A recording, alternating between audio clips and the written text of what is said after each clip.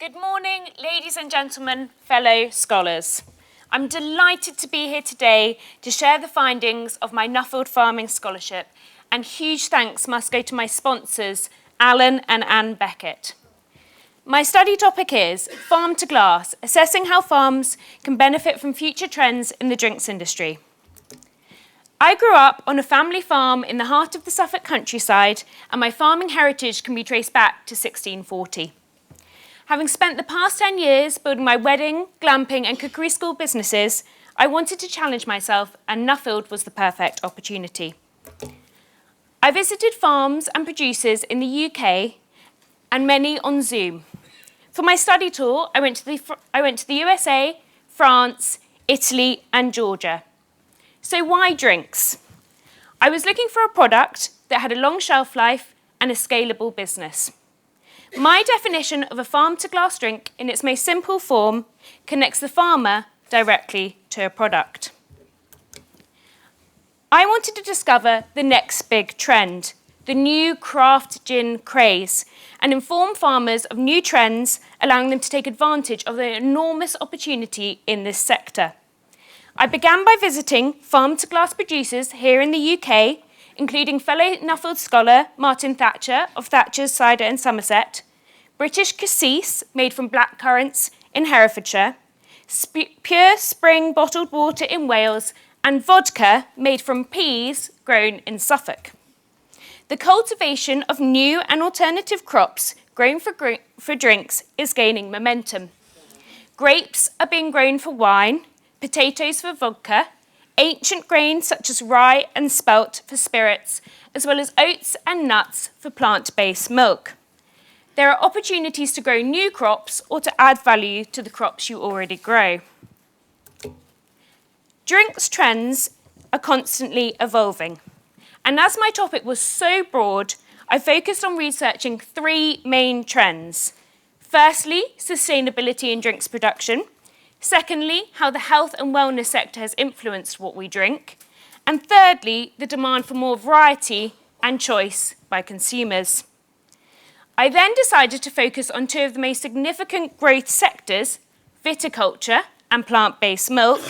And I also wanted to explore a niche product, and I noticed that tea was being grown in the UK. So let's start with viticulture, the fastest growing sector in UK agriculture. My first stop in California was to Clarksburg, where I visited fellow Nuffield scholar Tom Merwin. Tom grows 600 acres of vines, and his current biggest challenges are drought and unpredictable weather.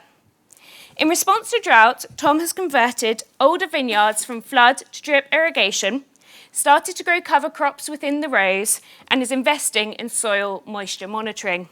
I can confirm that Tom makes some delicious wine. In Champagne, I visited Thibaut Brocard, a fifth-generation winemaker.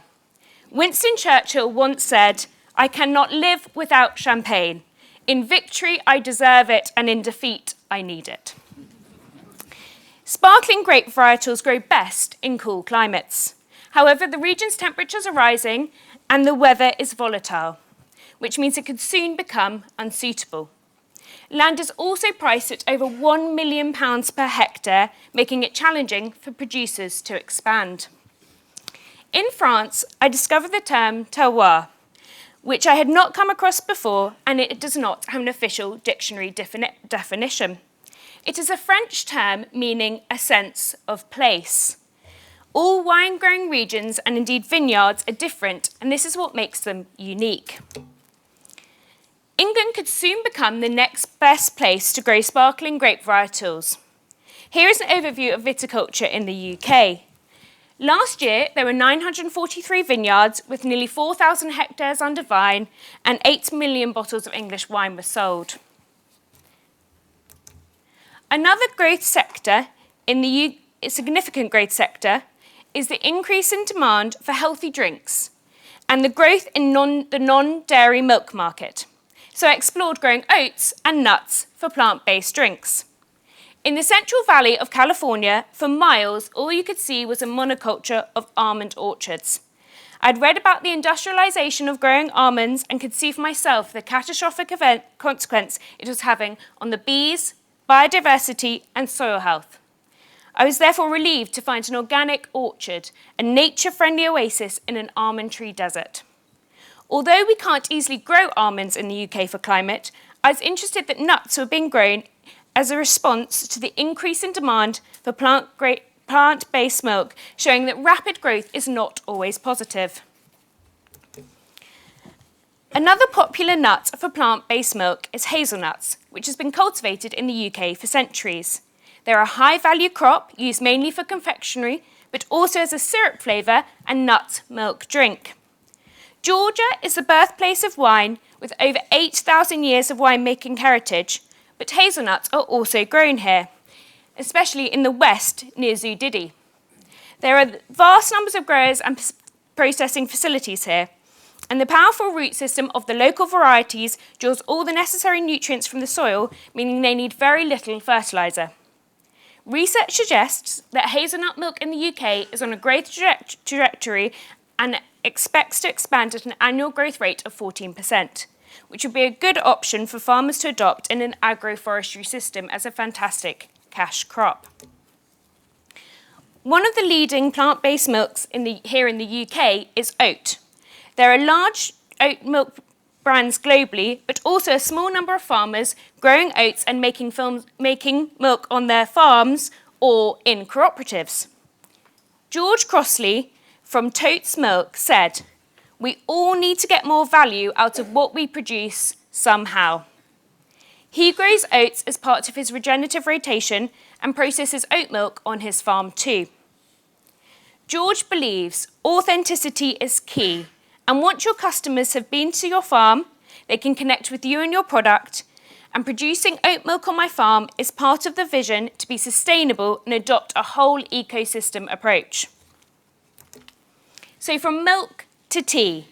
After researching high growth trends, I wanted to explore a niche product and went to see tea plantations in Georgia. I first visited tea producers in Exeter who are producing small batches of high quality tea. Historically, the quality was poor as all the leaves were picked, but now only the young leaves in their first flush are selected. Here are some photos shown to me by Lika, one of the tea growers I visited. Georgia has a rich history of tea as it's been produced there for over 170 years. Georgia made 95% of the whole Soviet Union's tea, and when the USSR collapsed, so too did the tea industry. I was impressed by a group of like-minded tea growers who collaborated to create a tea route to connect producers to tourists.